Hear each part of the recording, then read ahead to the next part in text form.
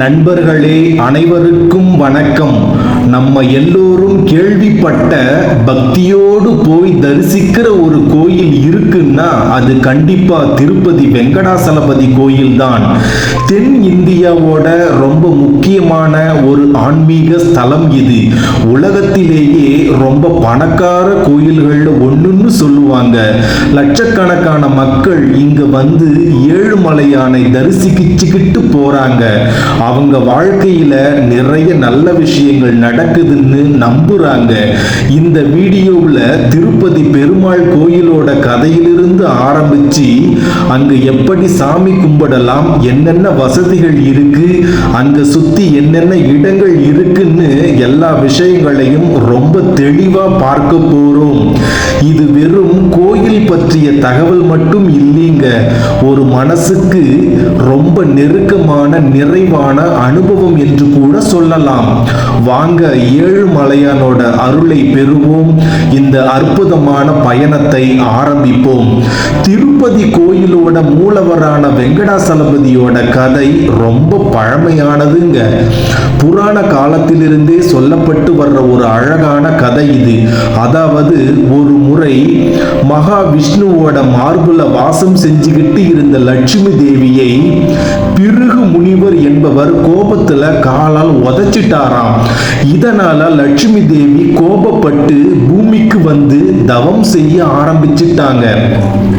லட்சுமி தேவியை தேடி வந்த மகாவிஷ்ணு பூமிக்கு வந்த பிறகு பத்மாவதி தாயாரை கல்யாணம் செஞ்சிருக்காரு. இந்த கல்யாணத்துக்காக அவர் குபேரன் கிட்ட கடன் வாங்கினதா ஒரு கதை இருக்கு. அதனாலதான் நாம இப்போ உண்டியல்ல பணம் போடும்போது பெருமாளோட கடனை அடைக்க உதவுறதா நம்புறோம். திருமலையில் மொத்தம் 7 மலைகள் இருக்கு. இத சப்தகிரி அப்படின்னு சொல்லுவாங்க. ஆதிசேஷன், கருடாழ்வார் போன்றவங்க தான் இங்க இந்த 7 மலைகளா மாறி பெருமாளை தாங்கிக்கிட்டு இருக்காங்கன்னு புராண கதைகள் சொல்லுது.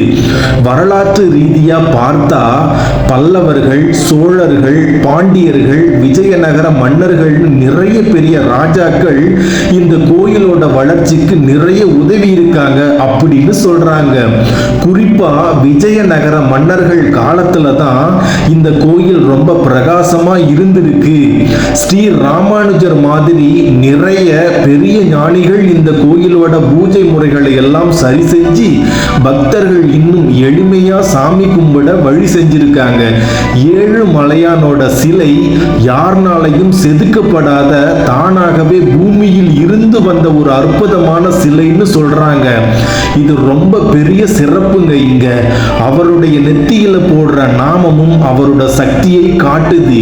இங்க நாம முடி காணிக்க கொடுக்கிறது நம்மோட அகங்காரத்தையும் ஆணவத்தையும் விட்டுட்டு முழுசா சாமி கிட்ட சரணாகதி அடைகிறதோட அடையாளம்னு சொல்றாங்க.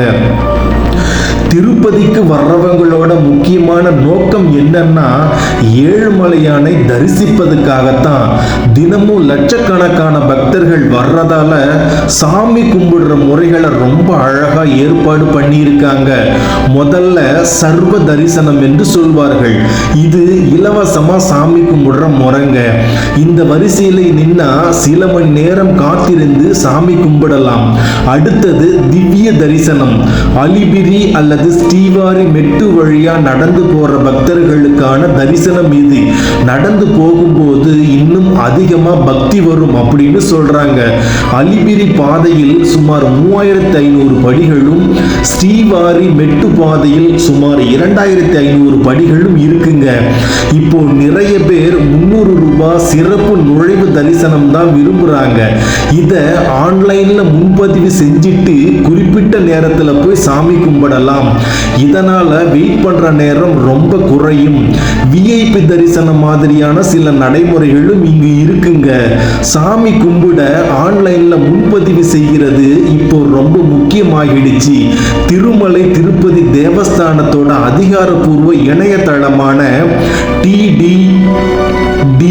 www.tirumala.org மூலமா இதையெல்லாம் நாம புக் பண்ணிக்கலாம். சாமி கும்பிடுறது மட்டும் இல்லாம கோயில்ல நிறைய சிறப்பு பூஜைகளும் நடக்குது. அதாவது கல்யாண உற்சவம், ஆர்ஜித பிரம்மோற்சவம், தோள உற்சவம், வசந்தோற்சவம், சகஸ்ர தீப அலங்காரம் சேவை, இதெல்லாம் சில முக்கியமான சேவைகளா பார்க்கப்படுது. இந்த பூஜைகள்ல கலந்துகிட்டா பெருமாளோட முழு அருளையும் பெறலாம்னு ஒரு நம்பிக்கை இருக்கு. இந்த பூஜைக்கான டிக்கெட்டுகளையும் ஆன்லைன்லயே முன்பதிவு செஞ்சுக்கலாம். திருப்பதின்னு சொன்னதும் நமக்கு ஞாபகம் வர்றது உலக புகழ்பெற்ற திருப்பதி லட்டு பிரசாதம் தான். அதோட சுவையும் தனிப்பட்ட மனமும் ரொம்ப சிறப்பு. லட்டு தவிர வடை, அப்பம், ஜிலேபி மாதிரியான சில பிரசாதங்களும் அங்கு கொடுக்கிறார்கள். தலைமுடி காணிக்கை கொடுக்கிறது இங்கு ஒரு முக்கியமான வழக்கம். நம்ம அகங்காரத்தை இறைவன் கிட்ட ஒப்படைக்கிறோம் அடையாளமா தான் இது பார்க்கப்படுது. திருமலையில் நிறைய இடங்கள்ல முடி எடுக்கிறதுக்கு தனி இடங்களே இருக்கு. இதெல்லாம் சுத்தமாகவும் சுகாதாரமாகவும் பராமரிக்கப்படுகிறது. திருமலை திருப்பதி தேவஸ்தானம் அப்படிங்கிற ஒரு அமைப்பு தான் இந்த கோயிலை நிர்வாகம் செஞ்சுக்கிட்டு இருக்காங்க. உலகத்திலேயே ரொம்ப சிறப்பாக நிர்வாகம் செய்யப்படுற அமைப்புகள்ல இதுவும் ஒண்ணுங்க. கோயிலோட பூஜை முறைகள், பணம் சமாளிப்பு, பக்தர்களுக்கான வசதிகள், சமூக சேவைன்னு எல்லாத்தையும் தேவஸ்தானம் ரொம்ப அழகா கவனிச்சுக்கிறாங்க. பள்ளிக்கூடங்கள், ஆஸ்பத்திரிகள், நிறைய நல்ல காரியங்களையும் தேவஸ்தானம் சிறப்பா செய்றாங்க. திருமலைக்கு வர்ற பக்தர்களுக்காக நிறைய தங்குற வசதிகள் கூட இருக்கு. தேவஸ்தானத்தோட நிறைய ரூம்கள் இங்கு இருக்கு. இத நாம ஆன்லைன்ல முன்பதிவு செஞ்சுக்கலாம்.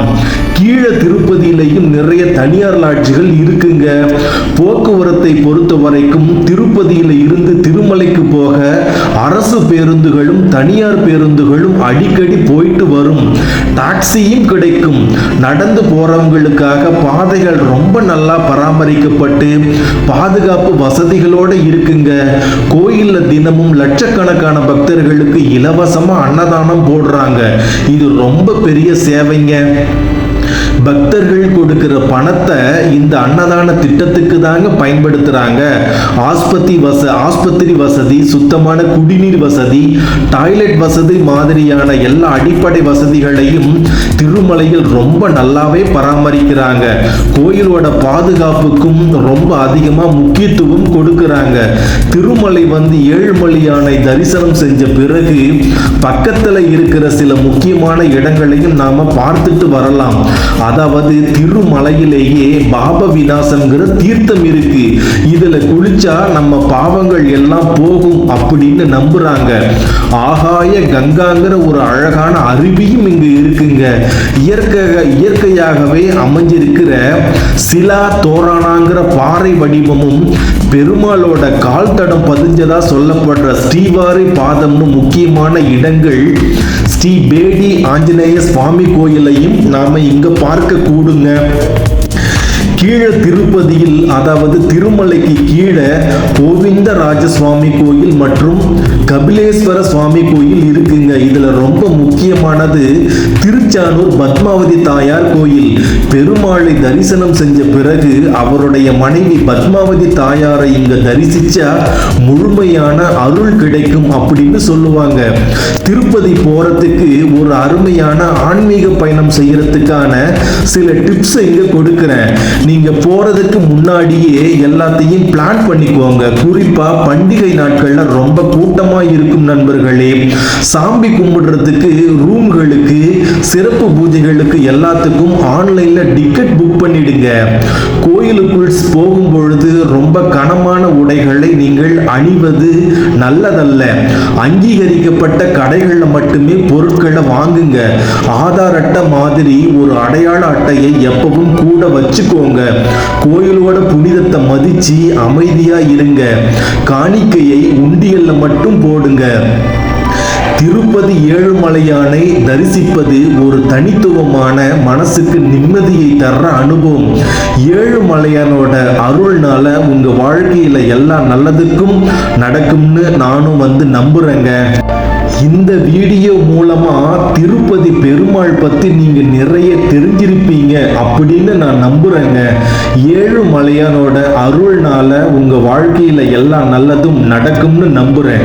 இந்த வீடியோ உங்களுக்கு ரொம்ப உதவியா இருந்திருக்கும்னு நினைச்சீங்கன்னா கண்டிப்பா ஒரு லைக் போடுங்க. உங்க கருத்துக்களை கமெண்ட்ல சொல்லுங்க. மறக்காம உங்க நண்பர்கள் மற்றும் உறவினர்களுக்கு எல்லாருக்கும் ஷேர் பண்ணுங்க. இன்னும் நிறைய பயனுள்ள வீடியோக்களை பார்ப்பதற்கு நம்ம சேனலை சப்ஸ்கிரைப் பண்ணி பக்கத்தில் இருக்கிற பெல் ஐக்கானையும் கிளிக் பண்ணிடுங்க. உங்களோட ஆதரவு தான் எனக்கு பெரிய ஊக்கமாக இருக்கும். மீண்டும் ஒரு முறை ஏழுமலையானோட பாதங்களை வணங்கிவிட்டு அடுத்த வீடியோல சந்திப்போம். நன்றி, வணக்கம். கோவிந்தா கோவிந்தா.